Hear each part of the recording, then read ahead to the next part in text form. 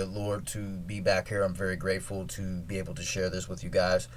Today we're going to talk about shortcuts with the buttons and different functions, and we're going to talk about layers and what they actually do, and a couple niche functions with the box itself.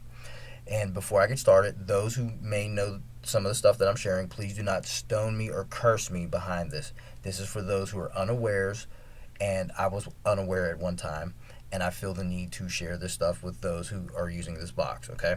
So let's start off with the first shortcut. To initialize it, you press Perform key, go to the value knob, go up to Init Performance. Let's make sure our levels are good. Okay, levels are good. Now, double pressing or double depressing the Shift key will lock it into play. When you lock it into play, it will then access everything that has the blue font or blue print, okay? And also when the Shift key is down, certain things like effects, you can just press it one time and they will be either on or off. Same thing with oscillator activation, on or off. So now that we have that out of the way, let's discuss the release time and values. So with the Shift key pressed down, you can go to 0, which is linear, 10 is exponential or logarithmic. 1 through 9 is a combination between the two.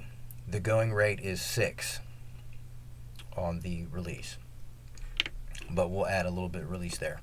Another thing, the morph knob and or the frequency values. Sometimes it's hard to get absolute values. Like right there, it's like 5160. Now, if I want to just get to 50, go up to the value knob because it is detinted. You can then fine tune it, and that also goes for the frequency. Say I wanted to get, 4 hertz. There you go. You use the value knob for that. Now, let's go to the layers, and then we'll shut this down. We'll jump back on with Resonant Partials and some other cool stuff. And we'll get into physical modeling and things like that. So, layer B.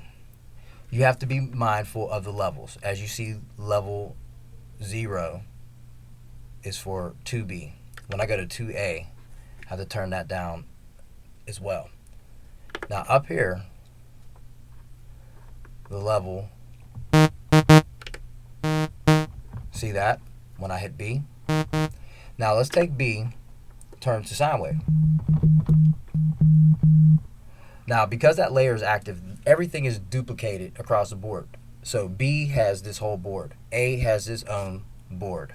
Okay, so in B, we'll add amplitude. Now, when we go to A,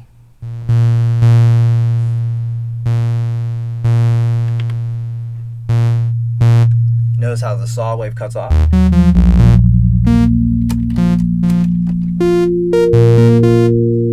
Might be clipping a little bit, sorry. So this is how this is working. Now, let's go to B. Let's say we want to morph it a little bit. Well, now it's morphing. You go to A, nothing's happening. So B is duplicating everything. And this happens for all oscillators across the board, which is why when you activate B, you need to make sure A and B on 2 are turned down if you do not plan to use those. And these are a couple little things that I just wanted to show you guys. So let's jump to the more interesting stuff like physical modeling, user wavetables, and Yachty. I hope you enjoyed, and I hope that this was an informative video for you. Let me know in the comments below. Thank you for tuning in again.